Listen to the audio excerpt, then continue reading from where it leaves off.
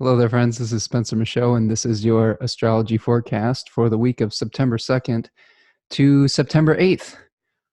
We have a number of astrological weather things to get to today, including both Mars and Mercury, CAZIMI, which means that they are beginning a new synodic cycle, at least for Mars.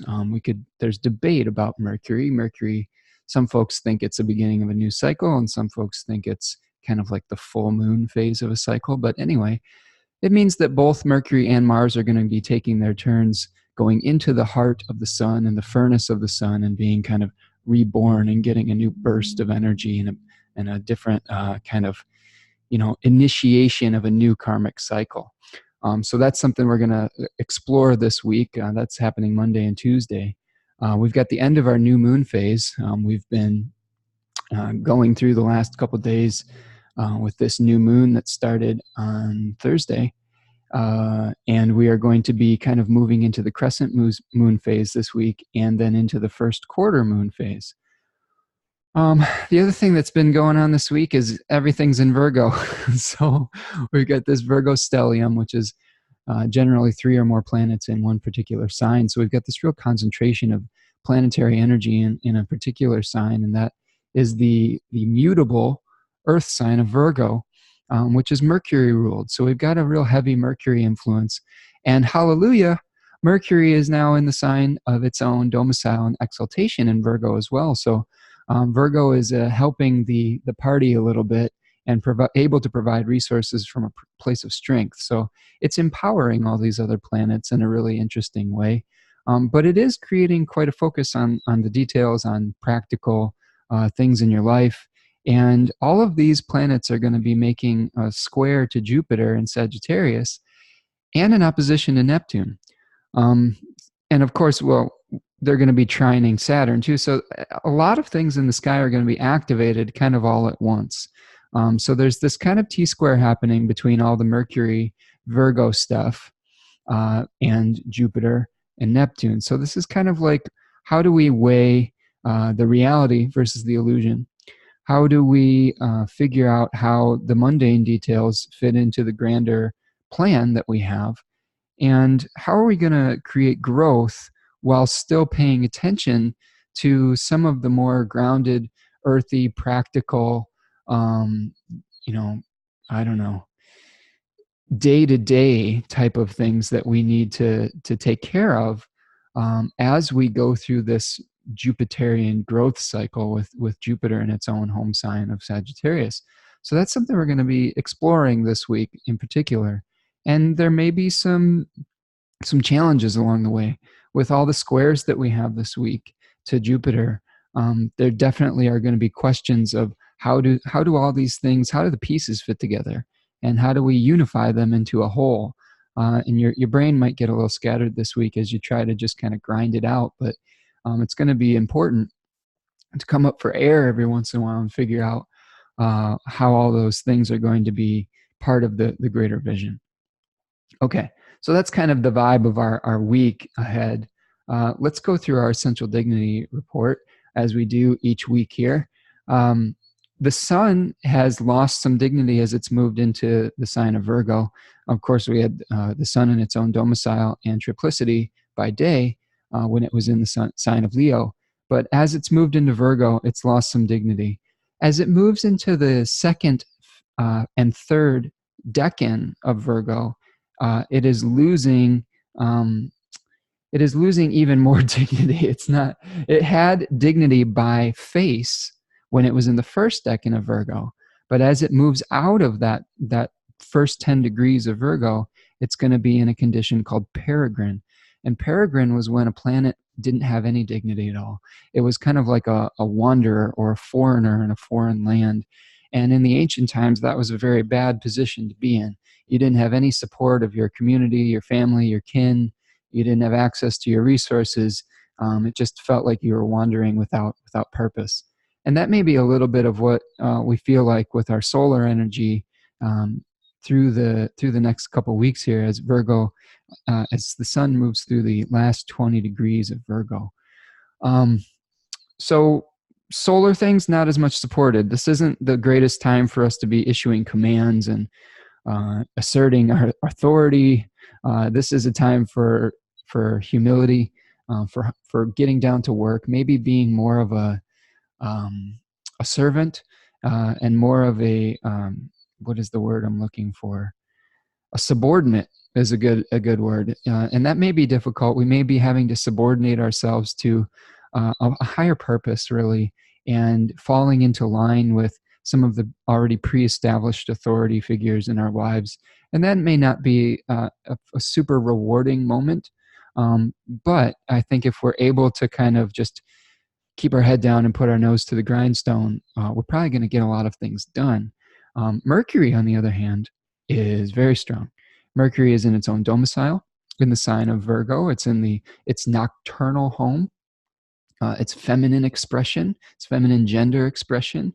And it is in its exaltation. That's kind of a little bit of an anomaly with the planets, where we have a planet that is both in its domicile and exaltation within the same sign.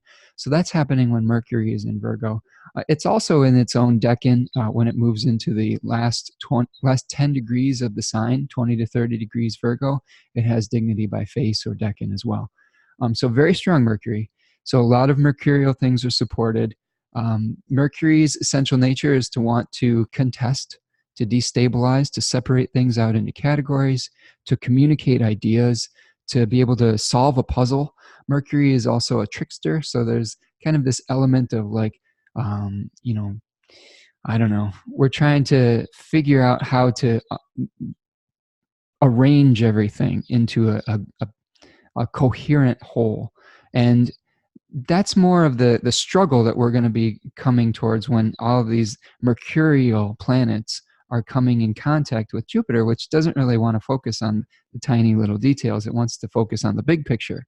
So there's going to be this tension this week between how we're separating everything out and kind of the routines that we're going through, the structures, the plan that we have, and how we're going to implement it within the grander philosophical viewpoint of Jupiter in Sagittarius. And a couple cards that we're going to be working with this week too. We talked about these last week, or at least one of them.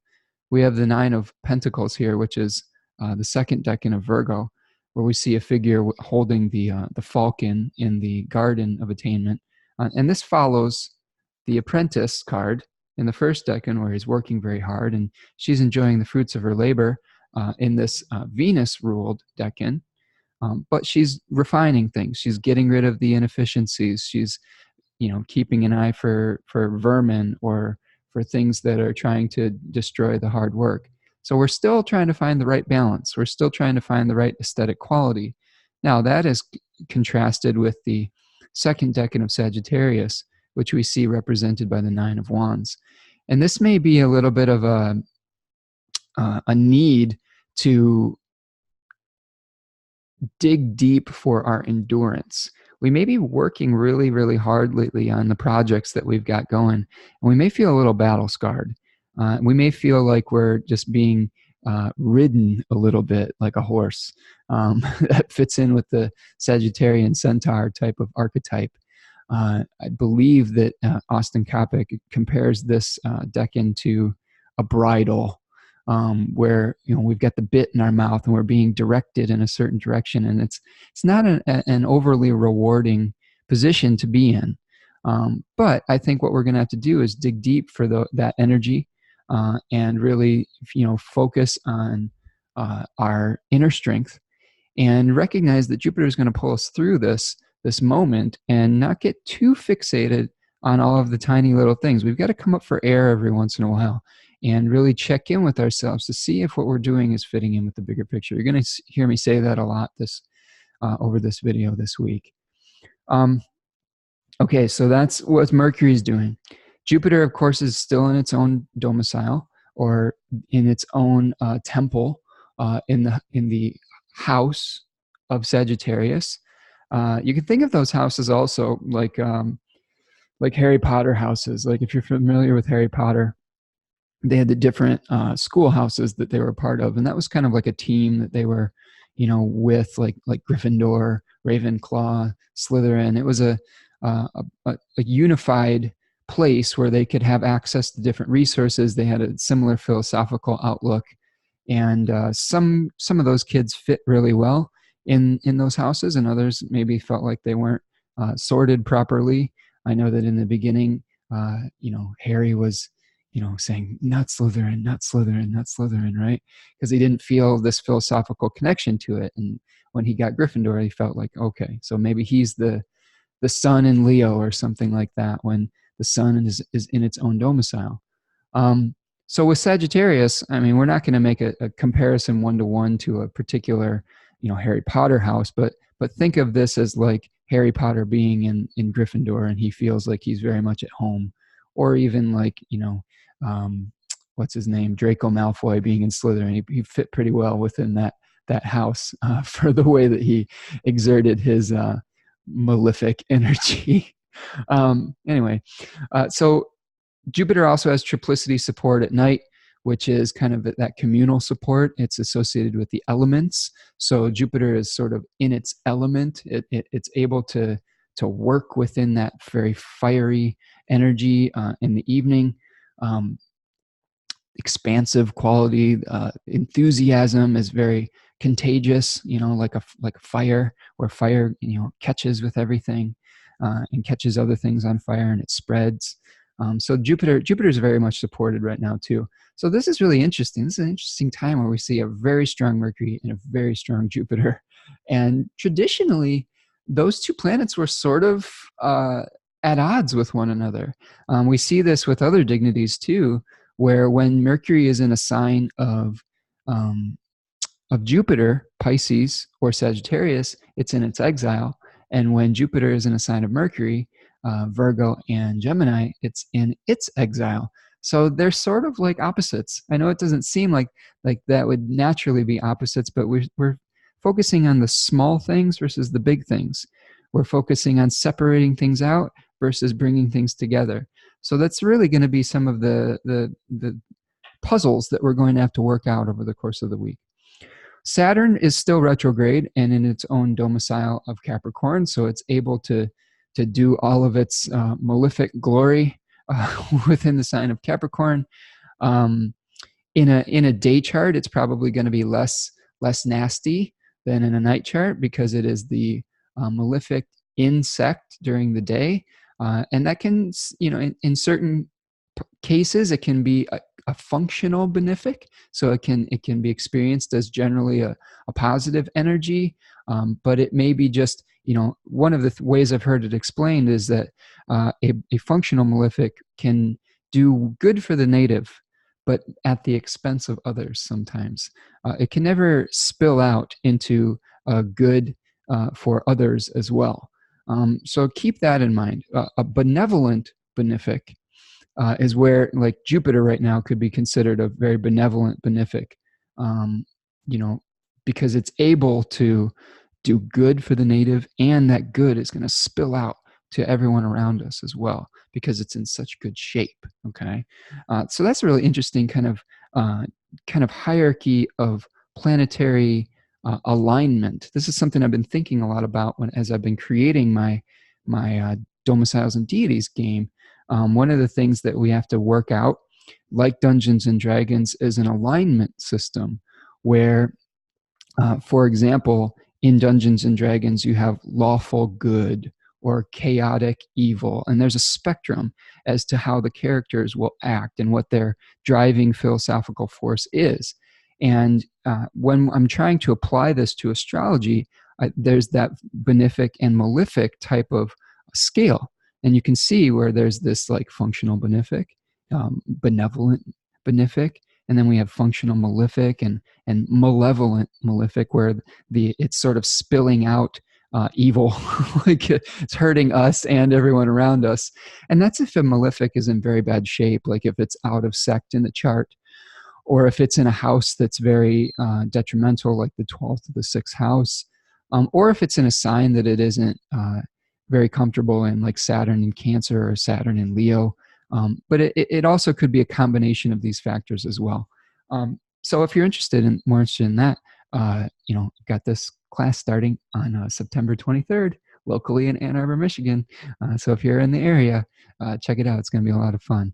Did some play testing the other day with a group of astrologers that I'm friends with, and it was a lot of fun. We were working out the backstories of our characters, and really creative. I was really surprised at some of the directions that it started to go in. And I'm very happy with the progress that is making, because that was my goal. My dream with it was to get people interacting and having people's imaginations engaged, while at the same time using the astrological system and the rules to kind of learn more and engage with the chart in a unique way. So that's starting to work out really well. Hopefully I'll be able to bring it to an online forum near you at some point as well. Okay. The moon this week is doing a couple different things. It's going to be moving into the sign of Scorpio and into its crescent phase, which is 45 to 90 degrees ahead of the sun. And that is kind of a building phase for the moon. It's the phase directly after the new moon, where we get the new karmic impulse. And what we're doing is we're getting kind of the new assignment from the universe, and new things are getting triggered, and we're having to deal with new problems, new issues, new thought processes, new desires, new goals. And, it's like our divine assignment for the next moon cycle. And at the crescent phase, we're sort of mobilizing things. We're trying to gather the resources together to take the action that we need. You can think of this as like getting yourself moving. You've gotten the idea and you're like, okay, I've got to get up off the couch and start moving. So that's going to be at the beginning of the week, the first couple of days of the week, Monday through Wednesday or so. And this is going to start off with the moon in Scorpio, which is a condition of its fall or depression. So the moon is not going to be in its best shape at the beginning of the week. We may have some heavy emotions that we're working through. We may have maybe a little bit of a down feeling. We may not feel at our most nurturing. Emotions aren't able to flow through us as easily when the moon is in Scorpio. We tend to hang on to things and brood on them a little bit. That can be one thing. We tend to martialize our emotions too, because the moon being in the sign of Scorpio, its host is Mars. So there may be, because Mars is combust the sun right now and getting CAZIMI'd, getting a new start. So that's actually good, but we may get overly focused on some of the details of our emotions, and that may be some of the things that we're dealing with and struggling with. So that's with the moon in Scorpio. When the moon moves into Sagittarius, it does gain a little bit of dignity in the second decan by face or by decan. When the moon moves into Capricorn at the end of the week, it's going to be in its exile or in its detriment. And that is a sign opposite of its home or domicile. There is a little quirk there that the moon in Capricorn does gain triplicity by night and a little bit of dignity by that. So there is a little bit of a mitigating factor when the moon is in Capricorn. So it's not all doom and gloom. There is some opportunities to get some communal support when the moon is in Capricorn in the evening hours and whatnot. Mars in Virgo, in addition to coming into the heart of the sun this week, is also going to be missing a lot of dignity. It doesn't really have any specific dignity, so we could call that a wanderer or a peregrine as well. So not the best martial or solar week. It will improve at some point, but those things aren't necessarily the focal points. Yes, we are getting a little bit of a boost with Mars CAZIMI, but remember, at the beginning of a new synodic cycle, when a planet comes into conjunction with the sun, yes, we are getting all the old stuff burned away. All the dross is being, firebranded away in the depths of the furnace. But when it comes back out again, it's vulnerable. And our new martial impulse is going to be kind of vulnerable for a little bit as it moves through the beams of the sun, it's going to gain some strength as it escapes the beams after about 15 degrees or so and becomes visible. But for the first little while, my favorite comparison with this is that planet is sort of like a butterfly emerging from the cocoon, and its wings are still wet, and it's vulnerable to predators, so it needs to like chill out and like take things slow and understand how it's going to be functioning within the new set of circumstances. So really pay attention to the Virgo area of your life right now. So what I want you to do is grab your natal chart and look at the house that Virgo is on the cusp on in your whole sign chart. Even if you don't use whole sign houses, it can be very valuable to give you an idea of what type of themes are going to be activated. For example, if your fourth house is Virgo, this is some new karmic cycle for your family and for your house and for your residence and things like that. Let's skip around and say the ninth house. Perhaps there's a new learning experience that you're going through travel, or a new philosophical belief system that you're working with. And you may feel a quickening with that, with Mars doing its new cycle there. Mars likes to speed things up. It's very hot. It's very dry. It wants to take action and to have movement towards that. And when it gets into the sun, it's like that's a double hot and dry kind of experience. So just think about a burst of energy that you may be feeling in that area of your life. Venus is still in its fall in the sign of Virgo, just like the moon was in its fall in the sign of Scorpio. Not the most comfortable sign for Venus. Venus wants to kind of attract things and kind of let things come to her. Aphrodite was adorned when she came out of the sea with jewelry and fine clothes and things like that. But she didn't necessarily have to work for it or pursue it. It just came to her. And with Venus in a mercurial sign, especially a hardworking one like Virgo, we may feel like we have to earn love, or that we have to work for it, or that we have to separate our love out into categories, or we have expectations for how we should be receiving or giving love. And that can be a little bit uncomfortable for Our Lady Venus. There is a little bit of other dignities that she does have in the sign of Virgo, the earth sign. She does have triplicity by the day, so she's able to set, she has her own support during the daytime of her community and sort of in her element of earth, okay? Because earth is receptive, right? Earth is able to like receive things, like receives the seed and nurtures it and helps it grow. Venus is also in her own terms between 7 and 17 degrees of Virgo. So she's getting to set the agenda and set the curriculum for how she wants things to work. So using the Venus qualities of decorum, good manners, of being nice, can get you where you need to be if you need to work on Venus stuff. She also has dignity by face between 10 and 20 degrees of Virgo, which is the second decan. And that's, of course, this lady here with the 9 of Pentacles, enjoying the fruits of her labor in her garden, but still trying to weed out the junk, okay? And that's our dignity report for the week. That was a roundabout way of talking about a lot of different things. So let's dive into our weekly forecast. There's a lot of aspects to go through. And I don't know if I'm going to be able to just spend a lot of time on all of them. Here's one of the things that I will say, though. Because we have this giant stellium here in Virgo, everything takes a turn, making its square to Jupiter, okay? And in my chart here, hold on a second. I took the outer planets out for my little game that I was doing, because in my game we aren't using the outer planets yet. But yeah, so now you can see all of these planets are going to making this square to Jupiter, okay, and this opposition to Neptune. In addition to all of them last week making this trine, right, to Uranus. So last week had a very Uranian flavor. This week has kind of that Jupiter square flavor, opposition to Neptune.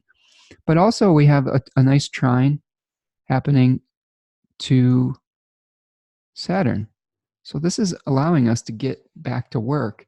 You know, this is kind of a neat little chart that I have here, because what it's showing you is the Ptolemaic aspects that a planet makes. So it's able to see all of the different planets. So all of these planets from Virgo have visibility towards Jupiter, Saturn, and Neptune, and Uranus, right? It's able to visualize everything in the chart. The places where it would have a blind spot would be here, the house right next to it, the house right before it, the one on either side of the opposition. So those are the ones that are called in aversion. Remember, we're gaining our fluency. That's aversion. But there's not a lot of planets in aversion from one another right now. So everything is sort of working together, for better or for worse. Okay, actually, usually for better, but it doesn't mean the conversation is always easy. Most of the conversations are fairly easy, but the one that is bringing us a little bit of our friction this week is the relationship with Jupiter. Okay, so Monday, we are moving. The moon is going to be moving into Scorpio at about 7:30 p.m. But before that happens, the moon is going to be making a square to Pluto. Okay, you can see in this chart, it's just past the 20-degree mark where it's making a square to Pluto. Okay, anytime we're seeing a square with Pluto, there may be a power dynamic that comes up that we have to deal with, that needs to be navigated with grace, especially this Libra-Pluto square that we've been getting every moon cycle as it moves through Libra. My advice that I've given all summer is that this is an opportunity for you to use your social skills, your people skills, to maybe negotiate with the existing power structures and figure out a win-win situation and a balancing act of figuring out your own needs versus someone else's needs and how they fit within the existing hierarchy. Okay, so that's something we'll be experiencing very early in the morning on Monday. And then at about 6:43 a.m., we've got our Mars CAZIMI. And Mars CAZIMI, actually here, sorry, Mercury got circled there, but let me clear it off so it looks good. Bing, bing, bing, ding, ding. Okay, see that? 9 degrees. At 9 degrees of Virgo, we have Mars and the Sun in a union, okay? Remember, calasis was when they were within 3 degrees of one another, and it's a bonding, right? This is an adherence where their energies are bonded together. So Mars is sitting at the table with the king, who is hanging out in Virgo, and it's a more humble king at this point. The king has been maybe beaten down a little bit by life over the summer, and is now learning that he needs to be in service of his subjects. Okay, or it's just time to get to work. Really, maybe he's planted a lot of seeds while the sun was in Leo, and now it's just time to harvest all of those things and figure out what stays and what goes. And you can see that this happens. This is called a. Let me see. I want to show you something kind of neat here. If we go a few hours outside here, you can see that Mars is going to be approaching the sun from an inferior position, okay, clockwise, okay, and this is in the primary motion. So Mars, for a period of time, has been an evening star, which means that it was rising after the sun on the horizon. You can see that it's below where the sun is going to rise first. This would be the horizon line if we clicked it back over even a little further. But now Mars is going to be rising on the other side of the sun. Okay, and this conjunction here is the beginning of that cycle. When we have superior planets, they go all the way around the zodiac here. All right, when they're going in their cycle, they in their relationship to the sun. This can get a little confusing because we have two different cycles, one with Mercury and Venus and then one with Mars, Jupiter, and Saturn, and then the other outer planets. And the cycle of an outer planet happens where it goes, it makes the conjunction, and then it starts moving this way, right? Moves out this way.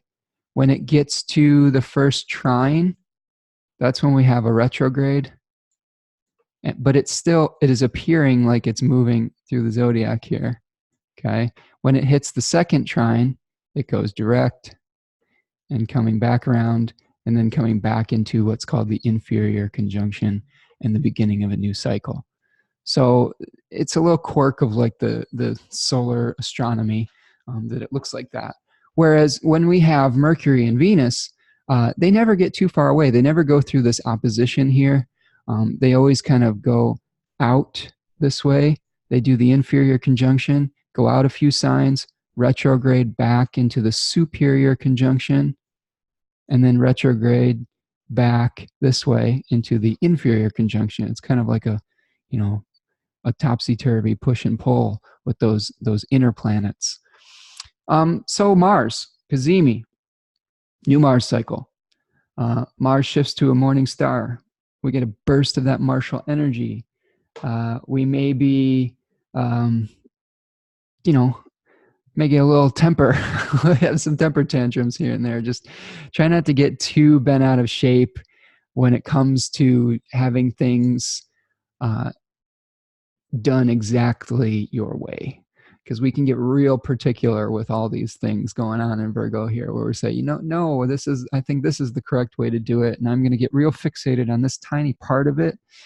And there may be a little bit of conflict too surrounding methodology. So don't get too bent out of shape about the way to do it. Really, I want you to keep in mind the bigger picture. Okay, this is really Jupiter's really our saving grace with all of this, I think. He's in really good shape right now. So really, if you start to get into that kind of nitpicking type of arguments with people, it's very important to just kind of take a step back and say, does this really fit into the grander vision? Or is this moving us forward towards the ultimate goal? Or is this just something that's a distraction or taking us off course? And that may really help you to answer whether it's really essential or not. So keep that in mind as you see the CAZIMI of Mars and the Sun. Towards the end of the day, or the noon hour or so, Venus is going to take her turn squaring Jupiter. Okay, you can see that here at about 15 degrees. Venus will be, this is on Sunday here. We have a weird chart here. I clicked over to demonstrate a topic, but let's go back. 1, 2, okay. So now we've got Venus at 15 degrees Virgo, squaring Jupiter at 15 degrees Sagittarius. And this is a interesting little standoff of the two benefic planets, the lesser benefic of Venus and the greater benefic of Jupiter. This may be a little bit of an energy of maybe overdoing it. There's some extravagance or indulgence type of energy here. This is definitely another opportunity for us to get a little bit fixated on trying to balance out the aesthetics and how they fit into the big picture. Venus is concerned with beauty and balance, and we may get, have a little bit of a conflict in those two areas of our life as we try to balance things out. Try not to overdo the perfectionism. We can get grandiose with our perfectionism with this type of contact. I'm seeing, I do this every week where I can see my own future a little bit as I continue to work on the project that I've been putting a lot of energy into.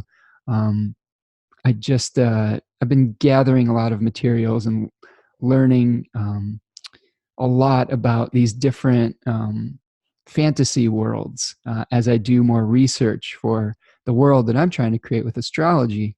And it's so detailed. Like I did not think that I don't think I really understood the breadth of how detailed these worlds can be.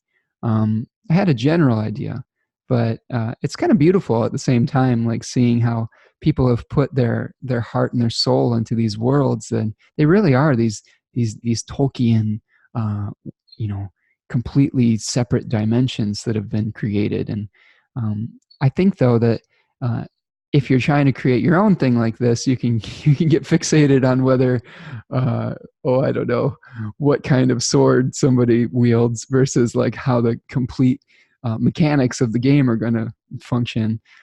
So that's just a little example of how that could get out of hand. You're like, well, this sword has to have I don't know, +5 battle damage, but only when the moon is waxing or something. That might not be as important as the core goal that you're moving towards in your game or in your life or in your project. So a little nerdy example. And I say nerdy with all love. I think that when we get passionate about something and we want to become experts at it, that's the essence of the beautiful aspect of becoming a nerd culture, I would say. And I include myself in this. I wear the badge of astrology nerd very proudly. So anyway, so that's our Venus squaring Neptune. I'm sorry, Venus squaring Jupiter. As we move into Tuesday, let's click over the day here. Can you tell that Mercury is in Virgo? Can you feel like I don't know. I just feel that. I feel like the little bit of an ease of speaking. My brain is just flowing with ideas and things like that. It's nice when the mercurial traveler is in a good position. It's easier to kind of parse things out a little bit, I think. All right, as we move into Tuesday, Moon's still going to be in Scorpio in its crescent phase. We're going to be seeing the Moon making an opposition to Uranus. So you can see now we've got the Moon it's going to be at 6 degrees Scorpio, making an opposition to a retrograde Uranus in Taurus. And of course, I say of course, but it's just a little vocal tick I have. It doesn't mean I expect everyone to understand this. And so oppositions are of the nature of Saturn, right? They are kind of a block. Sometimes they can be a roadblock. Sometimes they can be a no. So there may be something going on in the Scorpio and Taurus ruled areas of your life. Check out your houses with that to figure out where you may be struggling a little bit with enacting some of the new systems that have been required of you with Uranus going through the domicile of Venus and Taurus. So that's going to be happening very early in the morning on the East Coast, 6:17 a.m. As we move through the day, Mercury is going to be making its conjunction with Mars. Interesting. There we go. About 10 degrees of Virgo, just into the second decan. We're going to have we're going to get some sharper tongues here. My caution with this would be think before you speak. If you're going to criticize somebody, make sure that you are walking your talk and you're not getting too fired up about tearing somebody down. There's a lot of potential with this conjunction to get really critical of others, to really express our anger in a very I don't know, nagging way. Okay, this is the aspect that comes with we get just so angry because somebody didn't put the dishes away or didn't wash them exactly the way that we wanted them to, or they put them on the wrong shelf. They were trying to help, but they didn't do it exactly the way we wanted to do it, and we get real angry and maybe have an argument about it. So keep an eye on that. Also, it could be where you are able to cut through the BS too. Mars is able to get right to the point and be very direct. So our communication may take on this very direct quality where we're able to express things that we weren't normally able to express very clearly or to the point. So keep an eye out for that too. We may have a little bit of mental stress as we come with this conjunction as well. Mars can just kind of accelerate our minds to the point where we're just, we've got a million things going all at once and we're trying to keep track of them. And that can bring a little bit of heat to the mind. So we may be having this kind of, Virgo passion for what we're working on, and it may spur some really interesting ideas.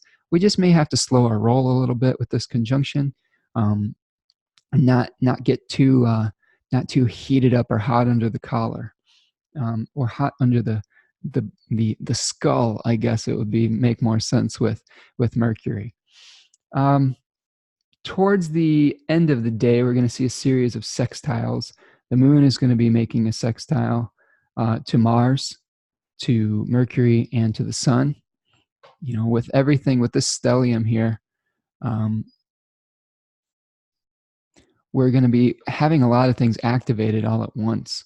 So you can see the moon here at 10 degrees of Scorpio is going to be making a positive aspect, or a beneficial one.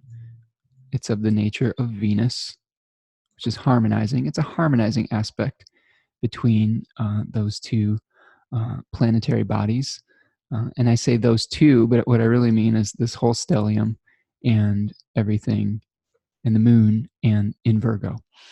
I'm sorry, moon in Scorpio. See, even though Mercury is in good shape, Mercury in my chart is still retrograde, so every once in a while I'll get tripped up.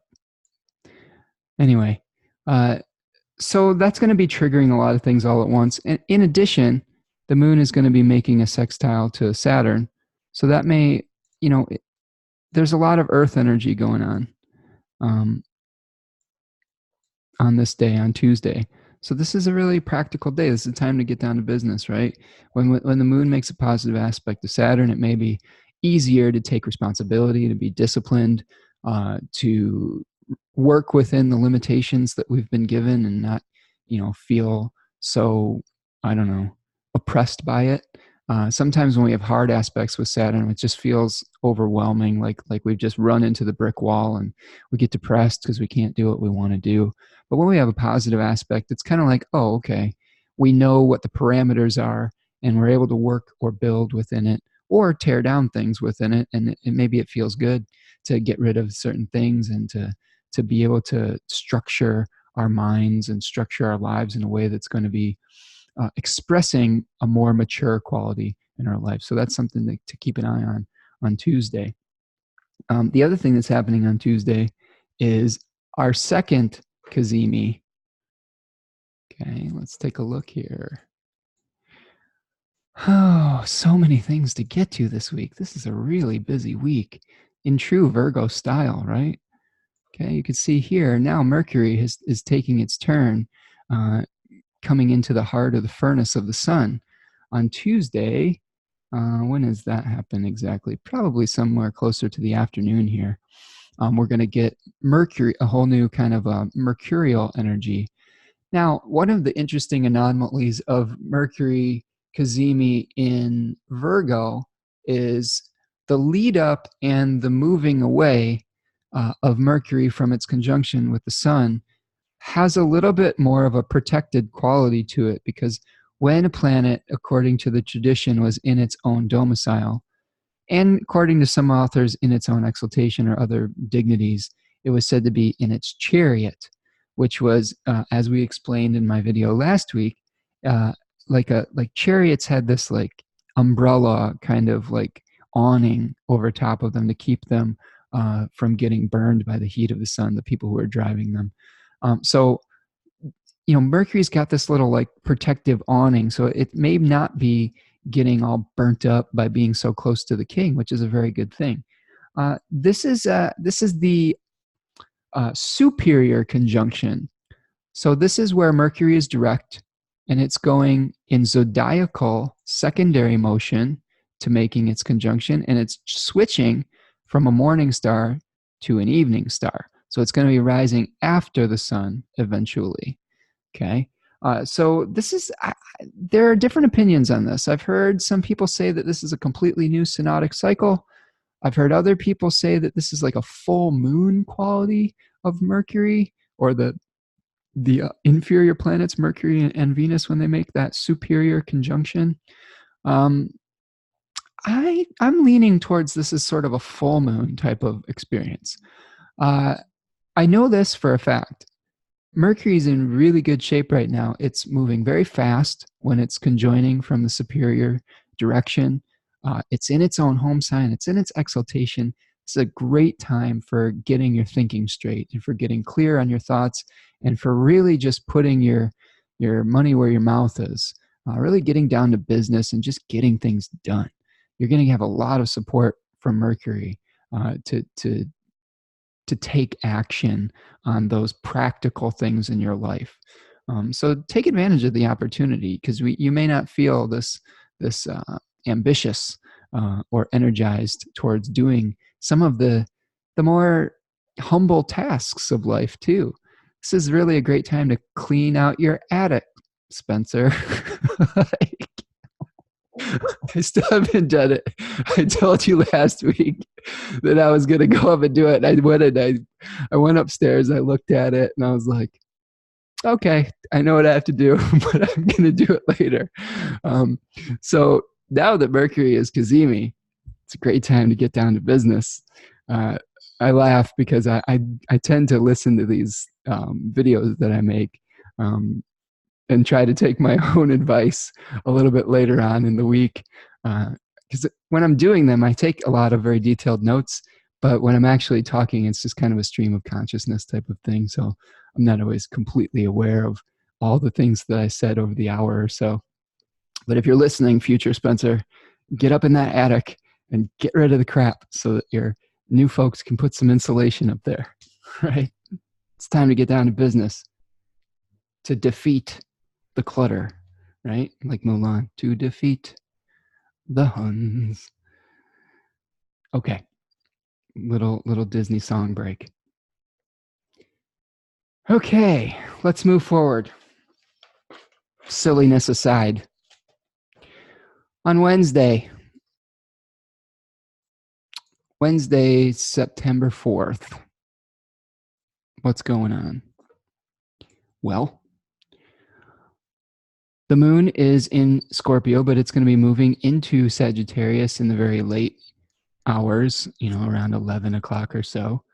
So we're going to be, getting out of that fallen moon position and into kind of a thing where the moon is going to be hanging out now with Jupiter. It's going to be sitting at the table and activating Jupiter. So it may be activating some of our more grandiose inclinations, and that's really still going to trigger some of that tension between all the planets asking us to pay attention to the small things and to look at things up close and really examine the details. I want you to be very careful not to overpromise this week. That's one of the things that we can be guilty of with all of this energy, is we get real enthusiastic, and then we start to think about, oh crap, this is requiring a little bit more energy, time, or brain power than I actually anticipated. So kind of think before you do kind of thing this week would be some good advice. As we move through Wednesday, we're going to have a sextile with the moon to Venus from Scorpio. Okay. We're going to be experiencing a trine from Scorpio, to Neptune. So a little bit of a dreamy quality on Wednesday with those two planetary actions. We're going to have the moon sextiling a retrograde Pluto in the very early morning hours as well. And then the biggest aspect of the day, besides the moon aspects, is we're going to have a Venus-Neptune opposition. Fun times. It is fun. This is another aspect that I have natally that I can tell you is fun. And by fun, I mean like not so fun. There's some positive things to this. From my own experience of having a Venus-Neptune opposition, albeit over the Gemini-Sagittarius axis, sometimes we can have a little bit of a romantic quality to life where the expectations don't necessarily always meet up with the dream and the vision. And I would say there's romantic disillusionment is very common with this aspect, especially when it's over the Virgo Pisces aspect axis. So that's the second time I said that. So be very careful that you don't get too frustrated by the reality not necessarily matching up with the grand vision that you had. We are being asked to really pay attention to the physical right now. And every once in a while, when we're grinding it out, Virgo style, right? When we're putting in the work, putting in the hours, it may feel unrewarding. And this is something where, we have to surrender a little bit. This is a moment with Venus opposite Neptune where just because it doesn't completely fit into the idealized notion that we may have of something does not mean that that doesn't have value. Doesn't mean that we haven't been working hard. It doesn't mean that we are that what we're doing is not worthwhile. It just means that there is always a tension between our vision and what we can actually manifest on this physical realm. And we tend to be beholden to some of the physical laws of nature. And that can be frustrating because at the end of the day, and you can feel free to disagree with me, but we're spirit souls having a physical experience. And sometimes our spirit can get disappointed, like being incarnated. So this may be a little bit of like that disillusionment of being incarnated, where you're like, man, this would be so much easier if I didn't have to follow all these natural laws and natural rules. But just keep in mind that eventually these things tend to unravel and work themselves out. I think patience is the key, and compromise. Oppositions require compromise. So there may need to be compromise in relationships too, because Venus is activated, and anything where we're trying to create balance and harmony and goodwill towards one another.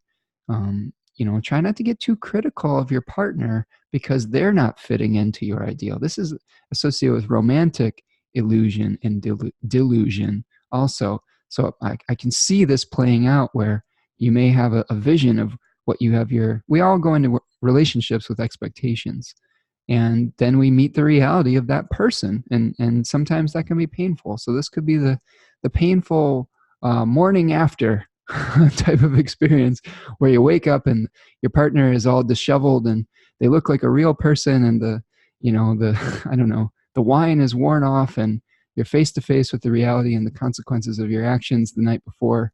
But that's when the real relationship begins, right? That's when the real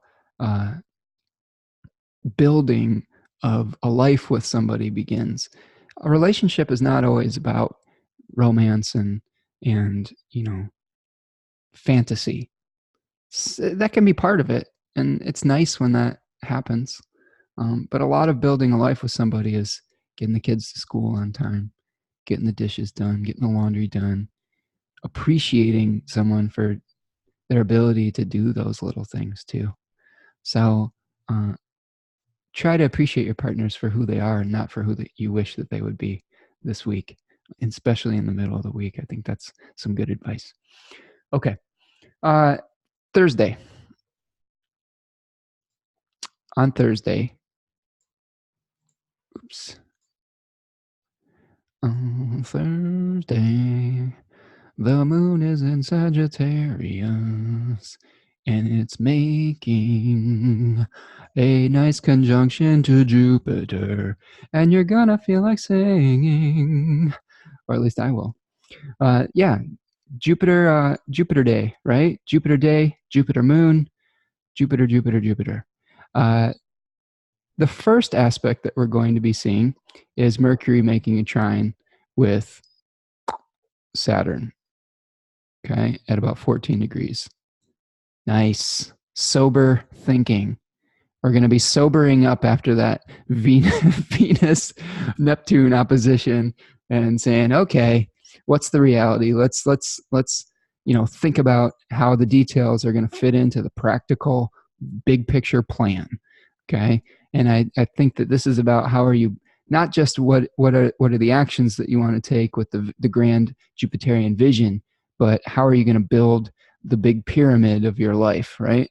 Saturn in Capricorn is building all the structures. So how do you get to work? I think that's a nice marriage of, Virgo, attention to detail and craftsmanship marrying the blueprint. So this is kind of like someone looking at the blueprint and saying, okay, the piece goes here and this piece goes here, and it's all clicking together very nicely. So that's one of your first aspects that you may experience on Thursday. Mental focus and discipline, sober thinking, common sense, realism. You may have a little bit of worry and pessimism. You may feel a little bit cynical with that. Maybe you can get through that with a little bit of dry humor. Okay. As we move through the day, the moon is going to be making a square to Mars. Okay. So there's a square aspect. So you may get a little heated up if things aren't working out to your liking. Try not to pop off. The moon is also going to be making a square to the sun very late at night. And as we move into the evening, well, that square to the sun initiates the first quarter. Did I say last quarter? I wrote down last quarter, but what I mean is first quarter. See, I caught it in time. I don't have to make an annotation in the description of my video. So this is the first quarter moon, okay? When we have a square between the sun and the moon, when the moon is 90 degrees ahead of the sun, when the moon is, okay? So this is a crisis point. This is a point where we have the new impulse. We've initiated and started mobilizing resources to take action on our new cosmic assignment. And then we sort of run into a little bit of a hassle, perhaps, or some kind of pushback or some kind of challenge where we have to be a little bit heroic and save the day. Okay. Like in Demetra George's book, Astrology and the Authentic Self, she calls the first quarter moon phase a little bit of the, needing to dig deep for our heroic qualities to take action for very tangible crises that are happening in the world. And this differentiates from the last quarter moon, where the crises are more mental. They're more internal. They're more crises of consciousness. And these are actually physical things that might be manifesting in your life, where you have a plan that you're trying to manifest, but it's running into a little bit of a problem. Okay, so that's our first quarter moon. A little bit of tension between the moon and the sun with the vision and with the implementation. That may be coming to a head on Thursday and Friday here as we move through that phase of the of the moon cycle. Friday,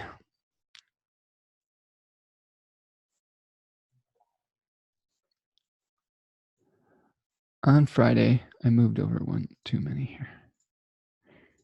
On Friday, still in the last quarter, moon's moving through Sagittarius, and Mercury is going to be making a square to Jupiter. So many details. See, we're just living out the Virgo Jupiter square, or the Virgo Sagittarius square, I should say, even in this video, because there's so many details, and I'm even getting overwhelmed with them, and I love details, So this is kind of the theme of the week, right? But with Mercury squaring Jupiter, we may be a little bit overly optimistic about, our thought processes. Be a little bit careful of being a little bit too arrogant or boastful with your speech and your communication. This is really the aspect of promising more than you can deliver. We may exaggerate the importance of certain details of our projects too. So this is where we may get attached to them fitting within the grander vision, and we may have to come to some sort of compromise with that. So this is the making a mountain out of a molehill aspect, or making a molehill out of a mountain. It could go both ways, I guess. So try not to blow things out of proportion either way. Don't minimize things that actually are important, and don't try to get bent out of shape for little things that may not necessarily move your project forward in the grand scheme of things. Okay. That aspect is perfecting it very early in the morning, about 3 a.m. The moon is also going to be conjoining Jupiter around the same time. And then the moon is going to square Mercury. A little bit later in the morning, we're going to have a square between the moon and Neptune. Okay. So again, that mutable kind of cross that we're experiencing there, that mutable T-square of practical, what stays and what goes, our inner vision and our reality, and how we take action out in the world on that. Okay. Our truth, our own personal truth, our own illusions, and our own impetus to get it all done is all trying to work itself out towards the end of the week here. The moon is going to be squaring Venus around lunchtime. And then in the evening, we have two aspects that are sort of interesting. I'm going to clear that up.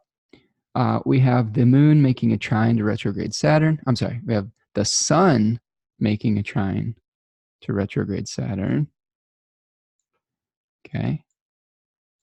And then Venus is going to trine Pluto around the same time or so, maybe a little bit later. Okay. Okay. So Sun trine Saturn. We have a combination of Virgo and Capricorn energies, as we discussed earlier. And this is where the plan and your ability to carry it out come together and are working together very nicely. This is the like I said, the architect that's looking at the blueprint and able to hire or work on the project and have it go fairly well, have it go kind of smoothly. We may be having more sobriety in our thinking. We may be able to be issuing commands in a very balanced and humble way with the sun and Virgo, and it's all fitting in quite nicely with that Saturnian plan.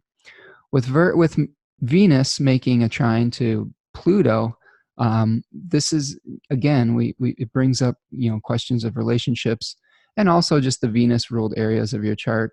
I think that we have general significators for the planets, but then they take on topical meanings when they're in certain houses and when they are hosting other houses. So it's really important that you not only look at the Virgo area of your chart for Venus stuff right now, but also look for the Libra house and the Taurus house, because those houses and those topics of your life are going to be affected. So like in this chart, it'd be relationships, 7th house, and it would be the 12th house, secret enemies. So maybe there's something going on with your relationship behind the scenes that is pulling you off the course of your life, like the 12th house likes to do, bringing you some mental anguish. Okay. That's just if you're a Scorpio rising for this particular chart. Okay. But this is we're teaching you an exercise on how you would start to analyze this on your own. This could be a very passionate type of connection with Venus trine Pluto. You may get a little obsessive or a little jealous, though, with power dynamics might start to come up. Maybe the power of love, like Huey Lewis likes to say, the power of love from Back to the Future, right? It can turn a hawk into a little white dove, apparently. So maybe the hawks in your life will become little white doves for a moment. I'm sorry. This one's getting a little silly, but we're having fun today, right? So the power of love with Venus making a positive connection to Pluto. But also be careful that can have a dark side to it too, a little bit of obsessiveness, a little potential for jealousy.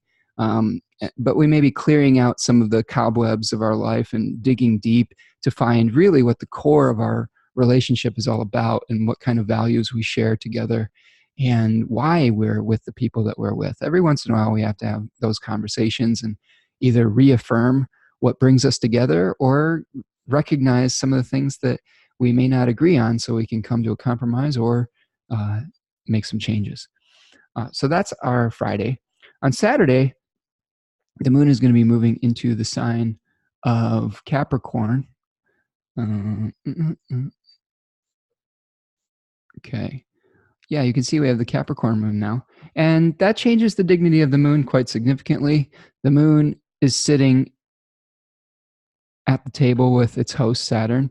But the moon and Saturn aren't necessarily good buddies. They're kind of opposites. You know, see, the moon is the host or the ruler of the sign of Cancer, and it's in opposition to the place that it rules. And that's one of the rationales in the Thema Mundi for a planet being in exile. You see that?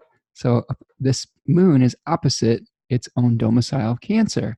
So it is in exile. It's in a foreign land. It's in the furthest possible place to Cancer. So it's a little bit uncomfortable. It's not able to do its thing very easily or very smoothly. But we do have a little bit of a boost by having triplicity by the nighttime in the earth signs. The triplicity rulers for the earth signs are Venus during the day, which we have with a Virgo Venus, and the moon at night. So lunar things are much more supported at night with this particular moon. All right. On Saturday, we're going to be seeing an opposition between Mercury and Neptune. This is echoing the opposition we just went through with Venus. But now it's Mercury's turn to go into that opposition with Neptune. So our thinking may be a little muddied. It may be a little bit cluttered up. We may have a little bit of brain fog. Even though Mercury's in good shape, it's going to be running into a little bit of emotion. Like your robotic efficiency might come face to face with the need to soften your heart a little bit. I think one of the dangers with all the Virgo placements is that we can become ruthless in our efficiency. I know I've felt this a little bit lately where I'm just like, I don't have time for any of your BS. You know, I just want to get something done. I'm very focused on doing my work and I don't have time for drama or whining. Mostly this is in response to my teenage daughter. But I love her and I need to take some time every once in a while to you know, come away from the paper or the book and, you know, have compassion, right?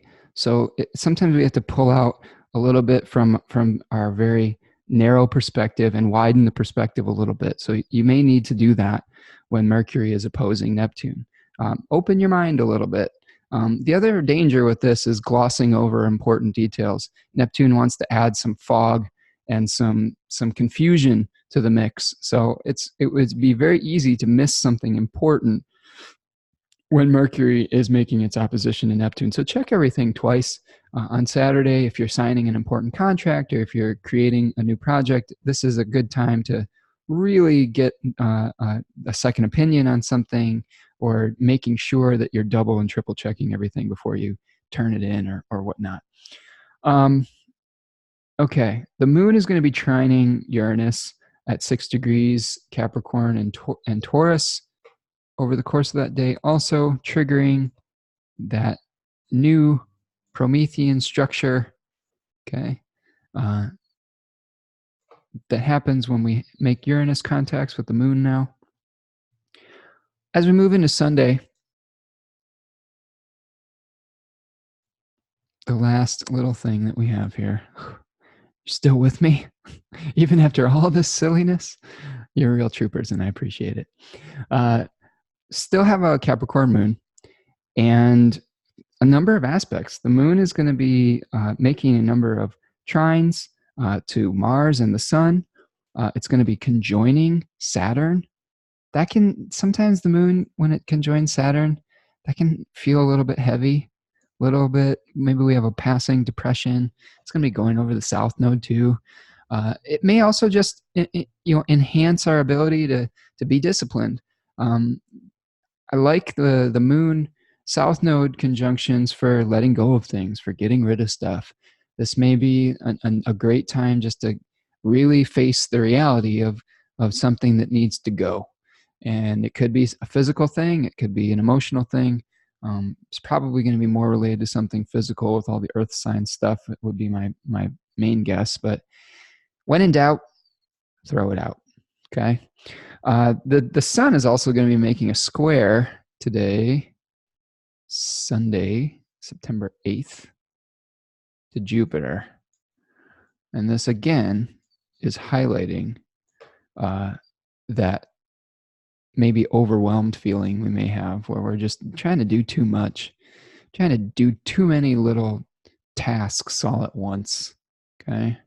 And we need to figure out what we can really do and what we can't. Just drawing something weird there. Moon's going to be sextiling Neptune in the afternoon. And then the moon's going to make a trine to Mercury in Virgo towards the evening. At the same time, it's going to be conjoining Pluto.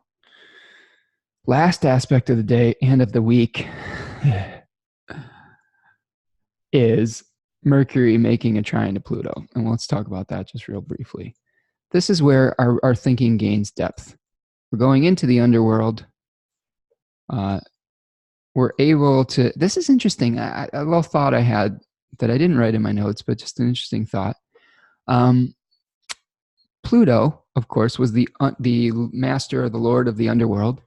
And if you remember the story of Pluto and Persephone, he took Persephone down into the underworld, and Persephone was the daughter of Demeter, the goddess of the grain and of the harvest.